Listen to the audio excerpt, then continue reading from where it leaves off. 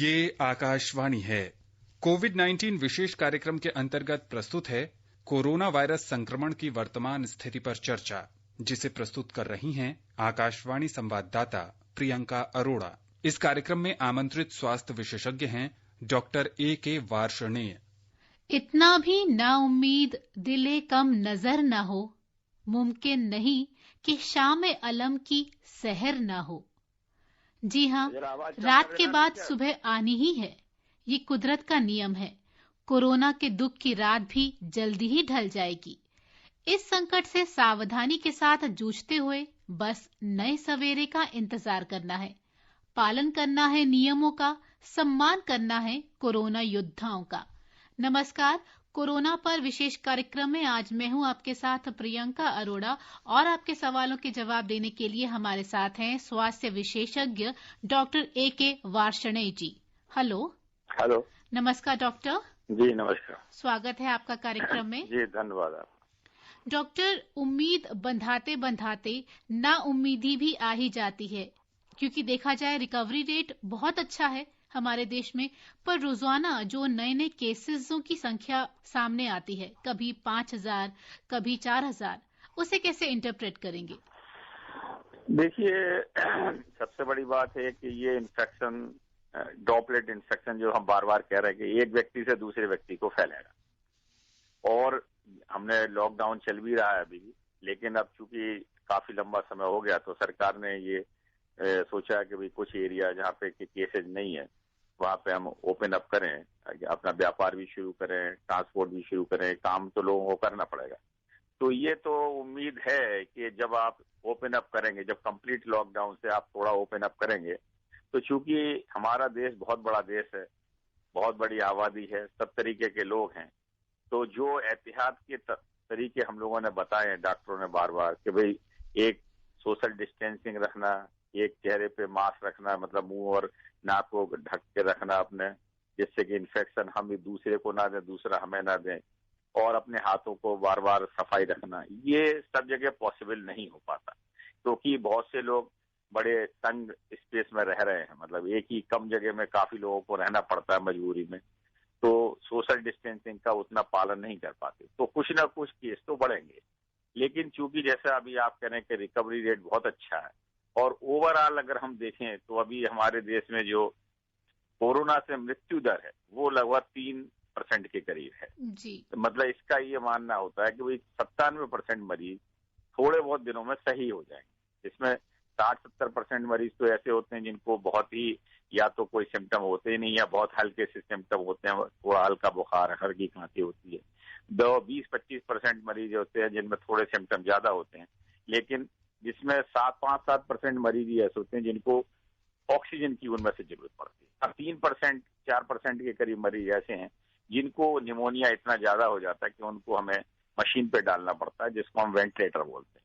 और ये पेशेंट ज्यादातर वो लोग होते हैं जो कि एक बड़ी उम्र के हैं, 65 साल से ज्यादा के व्यक्ति हैं, जिनको के डायबिटीज है, हार्ट डिजीज है, गुर्दे की बीमारियां हैं, फेफड़े की बीमारियां हैं। बिल्कुल डॉक्टर, ये आपने यही मैं आपको हर एक को कहता हूँ कि देखिए जो नॉर्मल जैसे स्वस्थ व्यक्ति उनको अगर इन्फेक्शन हो भी जाता है तो उससे उनको उतना ज्यादा चिंता होने वाली बात नहीं है, वो देर सवेर ठीक हो जाएंगे। लेकिन जो हमारे वृद्ध व्यक्ति हैं, जो हमारे मतलब प्रेग्नेंट मदर्स हैं, या जो हमारे बहुत छोटे बच्चे हैं, या जिनकी इम्यूनिटी अभी बहुत कम है किसी वजह, उनको सावधानी रखने की बहुत जरूरत है। और बार बार सरकार भी यही कह रही है कि भाई ऐसे लोग घर से बाहर ना निकलें, और अगर जो बाहर से भी व्यक्ति कोई आ रहा है तो वो भी इन लोगों के संपर्क में कम से कम आए, ऐसे लोगों के घर में, जिससे कि वो लोग इन्फेक्शन ना हो, उनको संक्रमण ना हो, तो हमारे को इस तरीके से हम मृत्यु दर को रोक सकते। जी डॉक्टर, जैसा आपने अभी कहा कि कोविड-19 से जो मौतें हो रही हैं उनमें से कई में देखा गया है कि वे किसी अन्य बीमारी से भी पीड़ित थे। तो अगर स्वास्थ्य मंत्रालय का ही 2-4 दिन पहले का आंकड़ा देखें तो कोरोना वायरस से 70% से अधिक मौतों में कोमॉर्बिड फैक्टर भी था। तो ये कोमॉर्बिडिटी क्या है और कोरोना संक्रमण के साथ मिलकर फर्टिलिटी रेट क्यों बढ़ जाता है इसका? हाँ, नेचुरली देखिए, ये कोमॉर्बिडिटी का मतलब है कि जो लोग जैसे पहले से ही गंभीर जो बीमारियां हैं, शारीरिक बीमारियां हैं, उनसे ग्रसित हैं। जैसे मैंने आपको बताया कि उनको बहुत लंबे समय से या तो डायबिटीज है, ब्लड प्रेशर है, हार्ट की बीमारी है, गुर्दे की बीमारी है, या वो डायलिसिस करवा रहे हैं अपने, जिनको फेफड़े की बीमारी है, अस्थमा की बीमारी है, या सीओपीडी की बीमारी है, या जो स्मोकिंग करते हैं उसकी वजह से उनके फेफड़े कमजोर हो गए हैं, जिनको कैंसर की बीमारियां हैं, जिनको HIV या एड्स जिसको हम बोलते हैं उसकी बीमारी है, या कुछ ऐसी इम्यून बीमारियां होती हैं जिनके लिए हम इम्यून सप्रेसेंट दवाइयां जैसे स्टेरॉइड्स हैं या बहुत सी दवाइयां ऐसी इम्यून रिएक्शन रोकने की देते हैं। तो इन लोगों की क्या है, शारीरिक जो इम्यूनिटी है, जैसे रोगों से लड़ने की जो क्षमता होती है वो पहले से ही बहुत ज्यादा कम होती है, और ऐसे लोगों में जब इन्फेक्शन होता है तो वो गंभीर रूप धारण कर लेता है, और उसमें इन्फेक्शन इनको जो है लंग्स में चला जाता है, जो वायरस है वो फेफड़े में चला जाता है, और वहां जो है फेफड़े में जब वो इन्फेक्शन होता है उसको हम निमोनिया बोलते हैं। और ये जब दोनों फेफड़ों में उनके इन्फेक्शन हो जाता है तो उनको ऑक्सीजन लेने में बहुत कठिनाई होती है, सांस लेने में उनको ऑक्सीजन नहीं मिलती, उसके लिए हमको फिर कई बार उनको ऑक्सीजन देनी पड़ती है या वेंटिलेटर पे डालना पड़ता है।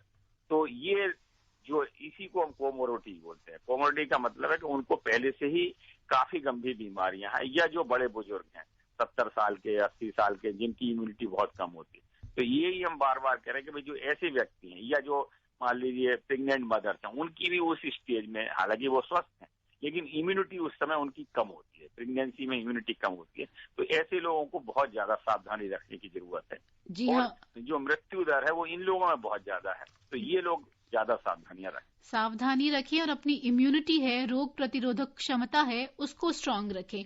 श्रोता, हाँ, ये बिल्कुल आपने जैसे कहा, रोग प्रतिरोधक क्षमता बढ़ाने के लिए कुछ चीजें होती हैं कि एक तो अगर आप कोई धूम्रपान करते हैं घर में, चाहे वो खुद कर रहे हो तो वो एक्टिव स्मोकिंग कहलाती है, अगर कोई और भी कर रहा है तो वो पैसिव स्मोकिंग कहलाती है, तो वो बिल्कुल ना करें।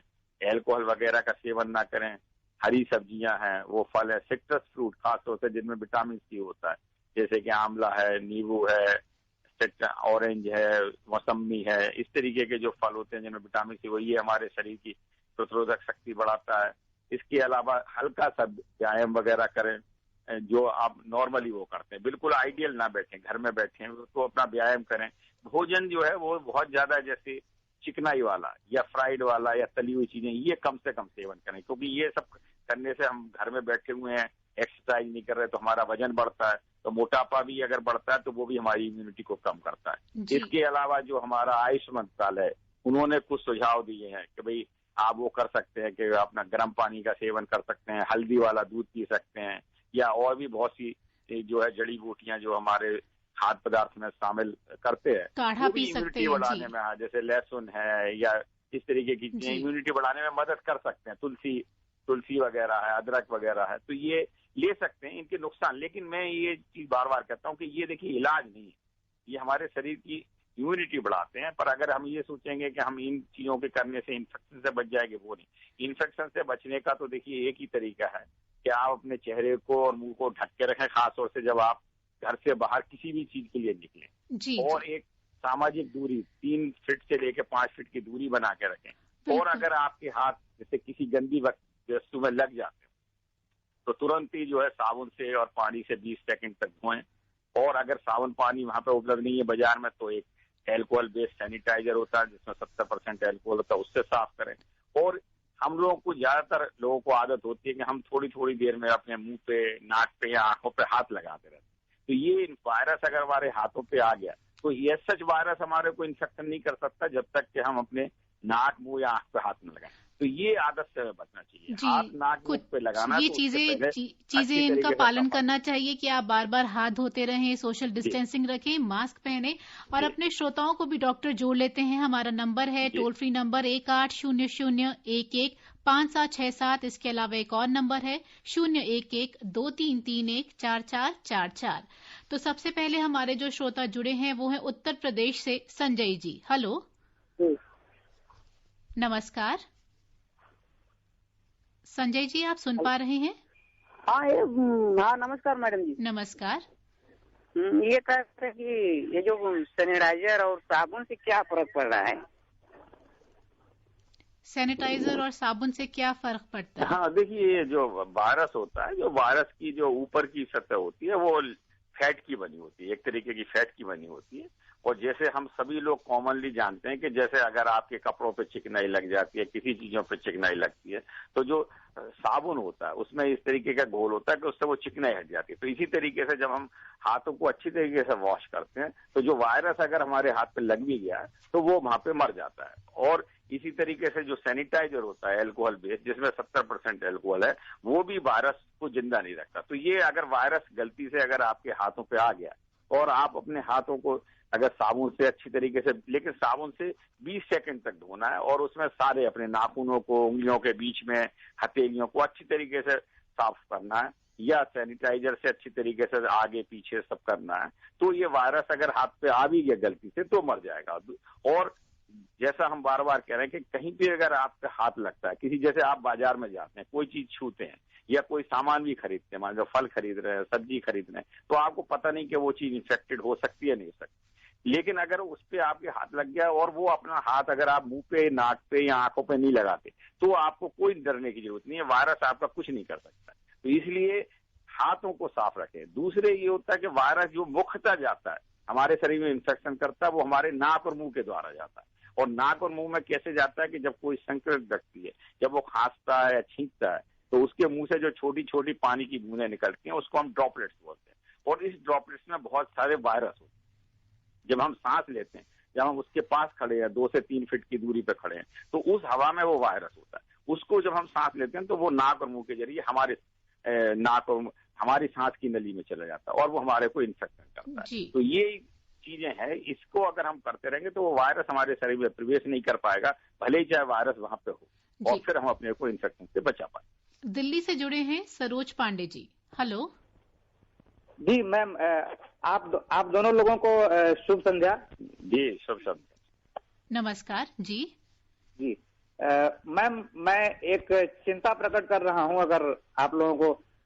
मैम जैसे क्या है कि ये जो है यूरिन वगैरह से भी फैलता है क्या? डॉक्टर साहब से मैं पूछना चाहता हूँ। नहीं, देखिए अभी जितने भी वर्ड से सारी स्टोरी आई हैं, अभी सिर्फ इसको ना तो यूरिन से फैलता है, ना स्टूल से फैलता है, ना ही किसी की खाने की चीजों से, चाहे वो शाकाहारी हो चाहे मांसाहारी हो किसी। लेकिन हम बार बार कहते हैं कि भाई हाथों की सफाई बहुत जरूरी है। खाना भी जो भी आप खाएं, चाहे शाकाहारी हो चाहे वो अच्छी तरीके से पका हुआ रहा। अगर उसमें कोई मान लीजिए वायरस आ भी गया तो वो हीट से, जब आप 70 डिग्री से ज्यादा उसको हीट करते हैं तो वो वायरस मर जाता है।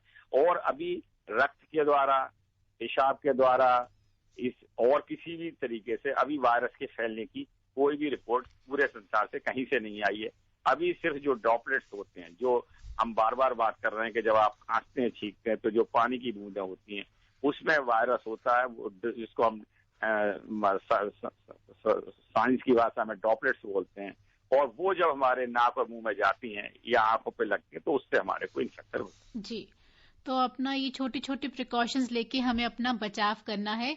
अहमदनगर से जुड़े हैं Sachin ji. Hello hello hello hello दीदी। नमस्कार।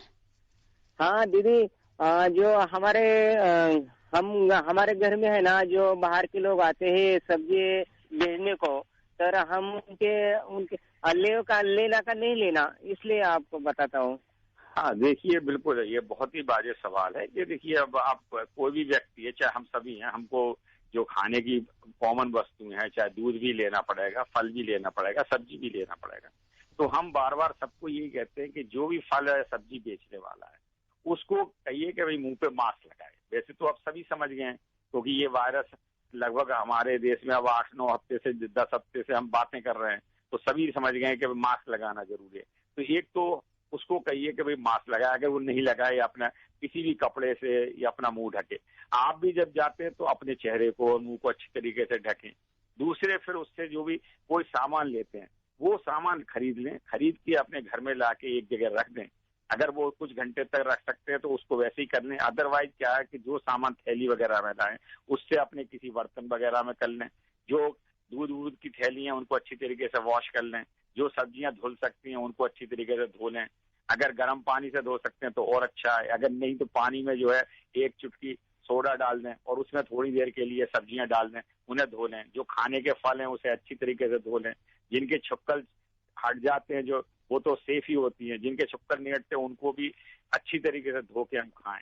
और जैसे मैं बार बार कह रहा हूँ कि ये डर हमारे लिए जरूर बना हुआ है, लेकिन अभी तक किसी भी जगह ये प्रूव नहीं हुआ कि कोई खाने की वस्तु से किसी को इन्फेक्शन हो गया हो, चाहे वो फल हो, चाहे सब्जी हो, चाहे दूध पदार्थ हो, चाहे बिस्किट्स वगैरह हो, चाहे मिठाइयाँ हो, चाहे हमारे non vegetarian food, even non vegetarian food भी जैसे अंडा है, मीट मछली है, अगर वो अच्छी तरीके से साफ पका हुआ है तो उससे भी किसी को इन्फेक्शन होने की अभी कोई रिपोर्ट कहीं से भी नहीं आई। डॉक्टर, फल सब्जियों की आपने बात की, जैसे उसको आके धोना है गर्म पानी से, लेकिन ऐसा भी होता है कई लोग सैनिटाइजर से उसे साफ करने लग जाते हैं। वो मैं नहीं कहूंगा। फल और सब्जियों को सैनिटाइजर से बिल्कुल नहीं धोना। सैनिटाइजर सिर्फ आपको अपनी हाथों की सफाई करने की जरूरत है। फल और सब्जियों को रनिंग वाटर से, अगर चलता हुआ पानी है उसी से धो दें, काफी है। नहीं है तो आप अपना थोड़ा सा पानी, जैसे मैंने बताया कि अगर उनको डाल सकते हैं तो हल्का गर्म पानी कर लें। गर्म पानी में चाहे तो 1 चम्मच खाने का सोडा जो है उसको डाल सकते हैं और उसमें थोड़ी देर पड़ा रहने दें और फिर उसको अच्छी तरीके से वॉश कर ले। अगर उसमें कोई वायरस होगा तो वो मर जाए। जी, उत्तर प्रदेश के सोनभद्र से जुड़े हैं सुबोध जी। हेलो। हाँ, हेलो, नमस्कार। नमस्ते। हाँ डॉक्टर साहब, मैं ये पूछना चाहता हूँ कि ये कोरोना वायरस का ये मौसम से क्या कोई लिंक है? जैसे इस समय गर्मी का मौसम चल रहा है। हाँ, देखिए ये आपका बहुत ही अच्छा सवाल है, लेकिन जो हमारे पूरे, एक तो पहली बात ये नोवेल वायरस है। नोवेल का मतलब है नया, जो अंग्रेजी भाषा में जब भी कोई नई चीज आती है तो वो उसको नोवेल बोलते हैं। जैसे इससे पहले ये वायरस नहीं था तो किसी को ये नहीं पता कि ये वायरस कैसा बिहेव करेगा। लेकिन जो चूंकि ये वायरस 200 देशों में फैला हुआ है तो कुछ देशों में अभी भी बहुत ज्यादा गर्मी है। जैसे बाहर के विदेशों में कई जगह में तापमान अभी भी बहुत ज्यादा है, वहां पे भी केस आ रहे हैं। तो इसका मतलब है कि शायद तापमान का इस वायरस पे असर नहीं पड़ रहा है, क्योंकि जो वायरस पे असर पड़ता है वो 70 डिग्री सेल्सियस पे असर पड़ता है। तो 70 डिग्री सेल्सियस तो देखिए हमारा शरीर कहीं पे सह नहीं सकता। ज्यादा से ज्यादा हमारे जो देश का तापमान है वो 45, 48, 50 तक भी पहुंच जाता है, जो भी बहुत असहनीय गर्मी होती है। तो इसलिए वायरस गर्मी से मर पाएगा, इसके बारे में कहना अभी बहुत ही प्रीमेच्योर होगा, क्योंकि ना तो कोई ऐसी स्टडी है। लेकिन जो बाहर के देशों से चीजें आ रही हैं उससे लगता है कि गर्मी से या सर्दी से या किसी चीजों से इस पे असर नहीं पड़ेगा। ये जरूर है कि जो गर्मी ज्यादा होती है तो वायरस का जो ग्रोथ रेट है वो शायद कम हो जाता है, और यहाँ पे विंटर है, जहाँ पे ठंड ज्यादा है या ह्यूमिडिटी ज्यादा है, उस जगह वायरस का मल्टीप्लिकेशन ज्यादा होता है। तो ये चीज तो होती है। लेकिन अब हमारे देश में अब ये मई और जून गर्मी के महीने होते हैं, तो इस तरीके से कितने केस आते हैं, क्या आते हैं, ये हमारा अनुभव ही बता पाएगा कि वायरस का इस पे कुछ असर पड़ा, गर्मी का कुछ असर पड़ा या नहीं पड़ा। इसका आकलन करने के बाद ही पता चलेगा। ये सोचें कि भाई गर्मी से वायरस मर जाएगा, तो उससे हमें अपनी जो सुरक्षा की चीजें हैं वो बिल्कुल गार्ड अपने नीचे नहीं करने। और हमेशा, चाहे देखिए गर्मी में बहुत मुश्किल है, जब आप इतनी गर्मी पड़ रही है तो चेहरे पे मास्क लगाना, वो हर एक को पसीना आएगा, उससे परेशानी होगी, या सैनिटाइजर या उससे साबुन से बार बार हाथ धोना या दूरी बना के रखना। लेकिन ये बहुत आवश्यक है, क्योंकि वायरस को रोकने के लिए अभी चूंकि कोई हमारे पास ऐसी प्रभावी दवा भी नहीं आ पाई है कहीं से, ना ही वैक्सीन अभी डेवलप हो पाई। हालांकि कई देशों में वैक्सीन पे बहुत ट्राई चल रहे हैं, पर अंतु अभी कोई ऐसी दवा नहीं है। तो जब तक कोई दवा नहीं आती या वैक्सीन नहीं आती, तब तक सिर्फ बचाव ही इसका तरीका है जिससे कि हम अपने को इन्फेक्शन से बचा सकते हैं, और कोई तरीका नहीं। जी डॉक्टर, आपने जैसे शुरू में भी कहा कि बाजार अब खुलने लगे हैं और जरूरी भी है। तो जैसे ये बाजार खुल रहे हैं, बस से ऑटो रिक्शा में जाने की अनुमति मिल रही है, जो हर राज्य अपने हिसाब से दे रहा है, तो ये भी मानते हैं कि जीवन के साथ जीविका भी जरूरी है।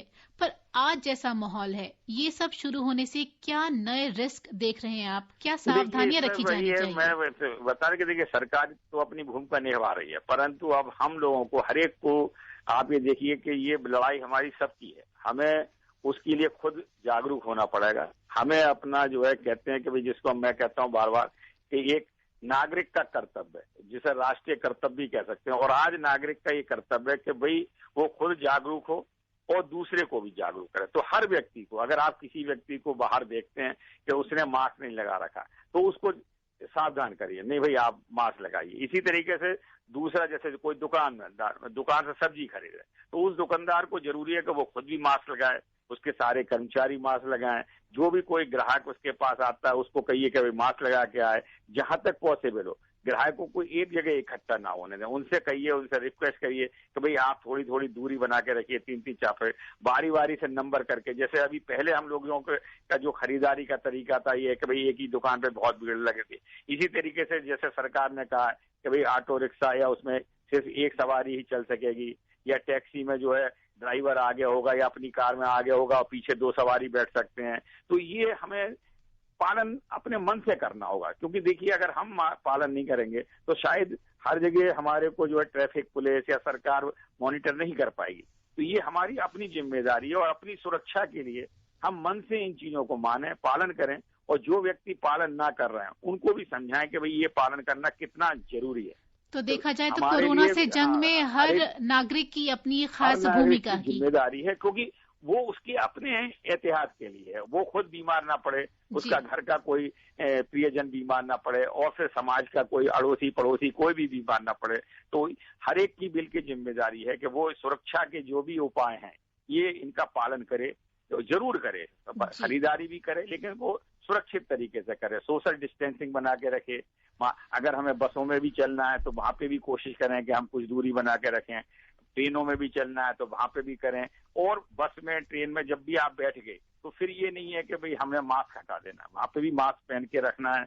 जहां तक कोशिश करें कि जो हमारा पुराना तरीका है, एक दूसरे के गले नहीं मिलना, एक दूसरे से हाथ नहीं मिलाना, जो हमारा शुरू से ट्रेडिशन चला आ रहा है कि नमस्ते दूर से करना, वो वाला अगर हमें अभिवादन करना है तो भाई नमस्ते से अभिवादन करेंगे, मतलब हम शारीरिक दूरी बना के रखेंगे, हमें किसी को फिजिकली टच नहीं करना। तो ये चीजें हमारा कहना कि भाई नया तरीका आएगा। हमारा जीवन पद्धति जब तक कि ये वायरस नहीं जाता, हमारी जीवन पद्धति बदलनी पड़ेगी, जीवन शैली बदलनी पड़ेगी, और ये एक मन का विचार है। अगर हमारे अपने मन में सोच लिया कि हमें भी इस तरीके से करना है, जहाँ पे भी अनावश्यक हो वहाँ भीड़ न लगाएं, जहाँ मान लीजिए कोई सामाजिक फंक्शन हो वहाँ कम से कम लोगों की गैदरिंग। तो हमारी जीवन शैली धीरे धीरे ये बदल ही रही है जी।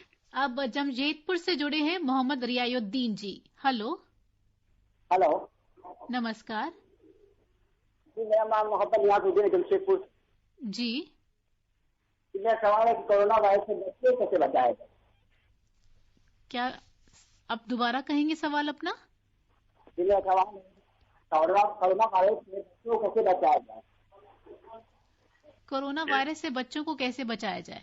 बच्चों को कैसे बचाया जी। हाँ देखिए, बिल्कुल देखिए, बच्चों को अभी देखिए सरकार ने एहतियात के तौर पे स्कूल सभी बंद कर रखे हैं, अभी कॉलेज सब बंद कर रखे हैं। वो इसीलिए है कि भाई बच्चे बाहर ना निकलें, क्योंकि वायरस देखिए बाहर अगर आप संक्रमित अगर आप घर के भीतर रहते हैं और घर में आपके सब स्वस्थ हैं, किसी को खांसी बुखार नहीं है, तो घर में एक दूसरे में चूंकि स्वस्थ है तो कोई इन्फेक्शन नहीं फैलेगा। तो बच्चे चूंकि बाहर मानते नहीं, बाहर निकलने के लिए आतुर रहते हैं या बाहर खेलने के लिए, तो अभी उनको समझाना पड़ेगा कि भाई बाहर जो है डर है, तो उनको घर के भीतर ही उनको एक्टिविटी में एंगेज करना पड़ेगा। घर में जो है कोई भी आपको वीडियो गेम है, कोई मनोरंजन की सामग्री है, कोई भी किसी तरीके से उनको उसमें रुचि लगानी पड़ेगी। पढ़ाई भी आजकल देखिए कई जगह ऑनलाइन पढ़ाई करवा रहे हैं, बहुत खासतौर से शहरों में, तो उस तरीके से पढ़ाई का माध्यम बढ़ा पड़ेगा। सरकार ने भी अभी जब तक की स्थिति नहीं सुधरती तब तक सारे स्कूल कॉलेज सब बंद कर रखे हैं, जिससे कि बच्चे कम से कम जो है उसमें आए। और अगर कोई व्यक्ति घर में संक्रमित है तो फिर उससे जो बच्चे और वृद्ध हैं उनको बचाना बहुत जरूरी है। अगर आपको जरा भी खांसी बुखार जुकाम हो रहा है और लगता है कि कोई आप इन्फेक्शन है, तो एक तो तुरंत ही आप नजदीकी केंद्र में जाएं, या जो हमारी हेल्पलाइन है सरकार की दी हुई है वहां पे संपर्क करें। अगर आवश्यक होगा तो आपकी जांच होगी, और जब तक आपको कोई बीमारी है खांसी, तब तक आप किसी भी स्वस्थ व्यक्ति, घर के भीतर भी कोई स्वस्थ व्यक्ति है उसके संपर्क में भी ना आए। आप अपने को घर के भीतर भी आइसोलेट करें, अगर पॉसिबल है तो एक अलग, चाहे वो छोटा कमरा वहीं पर रखें अपने को। और जांच में अगर आपका टेस्ट निगेटिव आ जाता है तो अच्छी चीज है, पॉजिटिव आ जाता है तो फिर जैसी रिक्वायरमेंट होगी सरकार की, अगर ज्यादा आपकी स्थिति गंभीर होगी तो अस्पताल में रखना पड़ेगा। लेकिन अब चूंकि अगर केस हम जैसा सोचते हैं कि ज्यादा आएंगे, तो ऐसा नहीं है। अगर पॉजिटिव आने के बाद भी डरना नहीं है, क्योंकि पॉजिटिव आने के बाद भी जैसा मैंने कहा कि 80% लोगों में बहुत हल्के सिम्टम होते हैं, बहुत हल्का बुखार आ गया, 100-101, गले में खराश हो गई, खांसी आ गई, तो उस समय सिर्फ अपने को आइसोलेट करना है, अपने चेहरे पे मास्क रखना है, और डॉक्टर छोटी मोटी बुखार उतारने की दवाइयां देता है वो देता है। 5-7-10 दिन में ये वायरस अपने आप ही शरीर में मर जाता है। हमारा शरीर वायरस से लड़ने के लिए एंटीबॉडी तैयार करता है, वो एंटीबॉडी इस वायरस को किल कर देती है। तो इसलिए बच्चों चाहे बुजुर्ग या कोई भी स्वस्थ व्यक्ति, अगर आपको खांसी जुकाम बुखार या कुछ भी हो रहा है तो आपको अपने को आइसोलेट करना है, जिससे कि आप किसी दूसरे को इन्फेक्शन ना दे सकें, चाहे वो आपके घर के भीतर हो, चाहे पड़ोसी में हो, चाहे समाज के किसी भी या कार्यालय में हो। आपको कहीं भी बाहर कार्यालय में जाना, अगर आपको लगता है कि भाई आपने जैसे अभी बच्चों के बारे में बताया, जैसे बच्चों में बताया कि जैसे अगर हम कोविड-19 का ही मुख्य तौर पर जो लक्षण देखें, खांसी है, गला खराब है, बुखार है, तो बच्चों में आजकल जो नए लक्षण देखे जा रहे हैं, शरीर पर लाल चकत्ते, जोड़ों में दर्द, पंजों में नीलापन, डायरिया, तो क्या हमारे यहाँ भी ऐसे लक्षण देखने को मिल रहे हैं? बाहर के कई देशों में बच्चों में ऐसे लक्षण मिल रहे हैं। ये नए लक्षण भी आए गए हैं, क्योंकि जो मुख्य लक्षण के अलावा कई बार जो है शरीर पे लाल रंग के निशान भी देखे गए हैं, कई बार डायरिया काफी कॉमन है। इसके अलावा कई बार न्यूरोलॉजिकल जो ब्रेन से रिलेटेड है, कंफ्यूजन हो जाता है, या कोई उन्हें मिर्गी के दौरे भी पड़ सकते हैं। कई लक्षण ऐसे आए हैं कुछ परसेंटेज केस में, परंतु मेजोरिटी में देखिए लक्षण वही है। कई में एबनॉर्मल, मतलब खांसी बुखार जुकाम तो हो गई, उनके साथ कईयों में ये लक्षण भी होते हैं। तो पॉसिबिलिटी आज की तारीख में ये होती है कि जब भी कोई ऐसा व्यक्ति है तो हमें को उसमें जांच करने की उस समय जरूरत जरूर पड़ती है। अस्पताल में भी अगर कोई बच्चे, चाहे बच्चे हों चाहे बड़े हों, जब किसी भी अगर बुखार के साथ अगर आ रहे हैं, बुखार जरूर, क्योंकि 90-95% लोगों में बुखार जरूर होता है, बुखार और खांसी 80-90% में जरूर होता है। तो उसके साथ एसोसिएटेड जो लक्षण होते हैं वो बहुत से लक्षण हो सकते हैं। तो वो लक्षण तो डॉक्टर को डिसाइड करने दीजिए, और वो डॉक्टर अपने अनुभव से जांच करेगा कि भाई आपको उस चीज की जांच की जरूरत है या नहीं है। और ज्यादातर केस में जहाँ पे भी लक्षण होते हैं हम लोग कोविड की जांच कर रहे हैं, अगर वो पॉजिटिव आ जाता है तो उसका उस तरीके से निदान करते हैं, या आपको सलाह देते हैं या उपचार करते हैं। अगर निगेटिव आ जाता है तो आप सुरक्षित रहते हैं। अब देखिए जैसे डायरिया, ये डायरिया कई चीजों में हो सकता है। जो शरीर पे भी लाल रंग के निशान है वो कई वायरल फीवर में हो सकते हैं। जैसे अभी हमारे देश में कुछ समय के बाद डेंगू आने की संभावना हर साल होती है। डेंगू में भी शरीर पे लाल चिकत्ते आ जाते हैं, उंगलियों पर निशान आ सकते हैं, उसमें भी जो है मानसिक परेशानी हो सकती है, न्यूरोलॉजिकल डेफिसिट हो सकते हैं। तो कोई भी जो वायरस फीवर होते हैं, चाहे वो डेंगू हो, चिकनगुनिया, वो भी वायरस फीवर होते हैं, ये भी एक वायरस है। तो वायरस फीवर में बहुत से लक्षण, शरीर में दर्द, मांसपेशियों में दर्द, सिर में दर्द, कमजोरी, फैल करना, ये सब लक्षण हो सकते हैं। क्योंकि आज की तारीख में ये होता है कि अगर मुख्यतः आपको बुखार, गले में दर्द, गले में खांसी या रनिंग नोज, इस तरीके के सिम्टम है, तो आपको बहुत ज्यादा सावधान होने की जरूरत है और जांच कराने की भी जरूरत। जौनपुर से जुड़े हैं राजधर मिश्रा जी। हेलो। नमस्कार। नमस्कार मैम, मैं राजधर मिश्रा उत्तर प्रदेश जिला जौनपुर से बोल रहा हूँ जी। मैम मेरे 2 सवाल हैं। पूछिए। पहला सवाल मेरा मैम है कि जो हमारे स्वास्थ्यकर्मी, सुरक्षाकर्मी जो इस बीमारी से संक्रमित हो रहे हैं, और मैम क्यों हो रहे हैं, उनका सुरक्षा मतलब किस तरह से मतलब सेफ रह सके, क्या करना चाहिए उनको।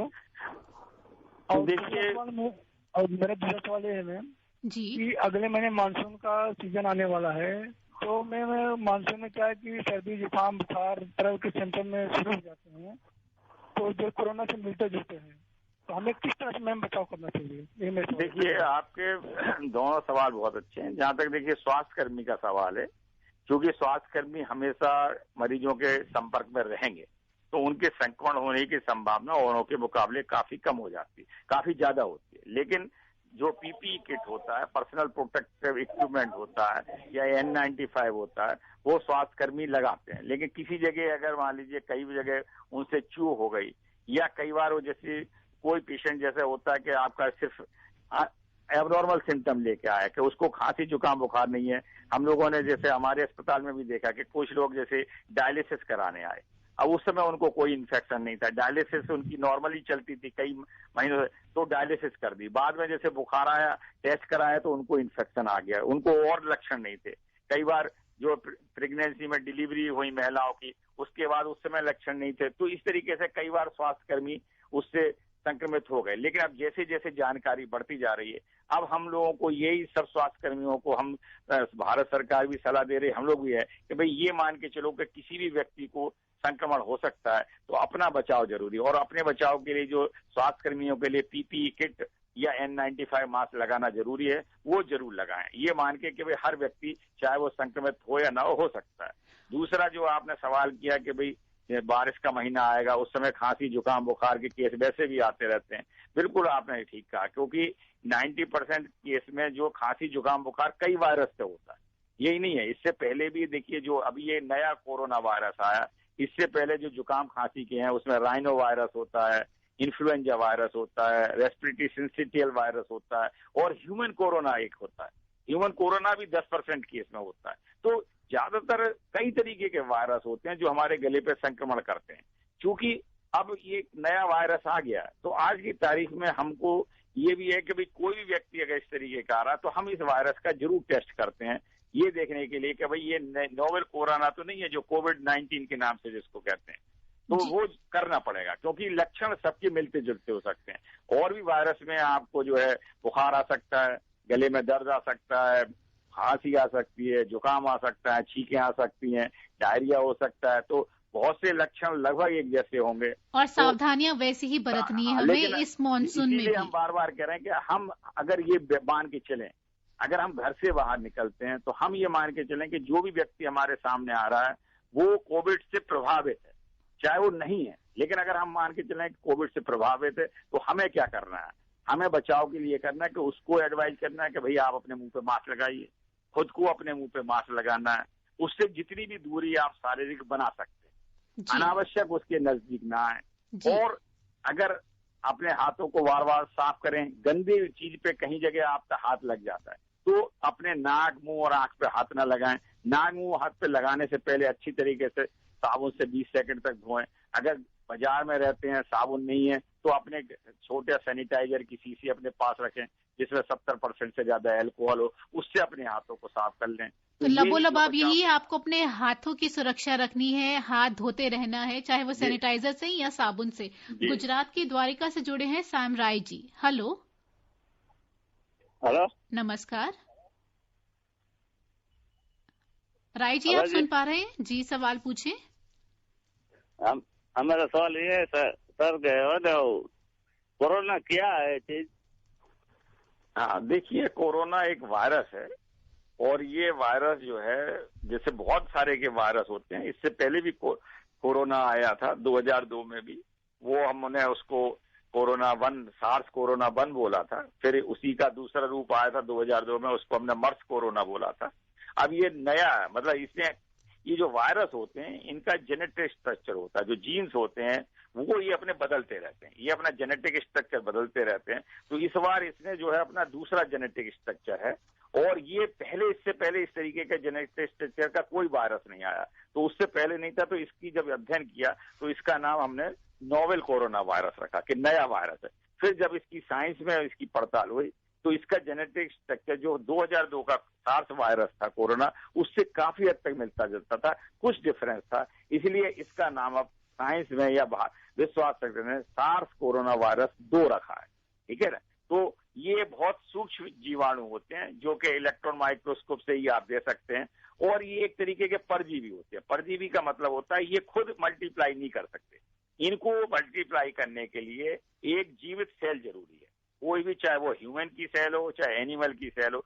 जब ये उसके भीतर घुस जाते हैं तो उस सेल से जो है फिर वो मल्टीप्लाई कर सकते हैं। तो ये बाहर वातावरण में ज्यादा देर तक जिंदा नहीं रह सकता, क्योंकि इसमें जैसे बैक्टीरिया है वो वातावरण में जिंदा रह सकता है, उसमें अपनी मल्टीप्लिकेशन की पावर होती है। वायरस में अपनी मल्टीप्लिकेशन की पावर नहीं होती, उसको आगे बढ़ने के लिए एक जिंदा सेल की जरूरत होती है, चाहे वो किसी भी एनिमल की सेल। तो डॉक्टर, हमें इस वायरस को हमें मल्टीप्लाई नहीं होने देना है, सावधानी रखनी है। बहुत बहुत शुक्रिया डॉक्टर हमारे साथ जुड़ने के लिए, आपका शुक्रिया, और अपने श्रोताओं का भी आभार व्यक्त करते हैं जो हमारे साथ जुड़े। अंत में यही कहेंगे कि उम्मीद की डोर कभी न छोड़ें, दर्द मिला है तो दवा भी जरूर मिलेगी। संयम रखें, धैर्य रखें और हिम्मत न हारे। प्रियंका अरोड़ा को दीजिए अनुमति कार्यक्रम संपन्न करने की। नमस्कार। कोविड-19 विशेष कार्यक्रम के अंतर्गत अभी आप सुन रहे थे कोरोना वायरस संक्रमण की वर्तमान स्थिति पर चर्चा, जिसे प्रस्तुत कर रही थीं आकाशवाणी संवाददाता प्रियंका अरोड़ा। इस कार्यक्रम में आमंत्रित स्वास्थ्य विशेषज्ञ थे डॉक्टर A.K. वार्ष्णेय। ये कार्यक्रम आकाशवाणी के समाचार सेवा प्रभाग द्वारा प्रस्तुत किया गया। इसे आप हमारे mobile app news on AIR पर भी सुन सकते हैं। इस कार्यक्रम के संबंध में अपनी प्रतिक्रिया आप हमें ईमेल कर सकते हैं। पता है AIRNSGtalks@gmail.com। ये कार्यक्रम फिर से सुनने के लिए लॉग ऑन करें हमारी वेबसाइट newsonair.com।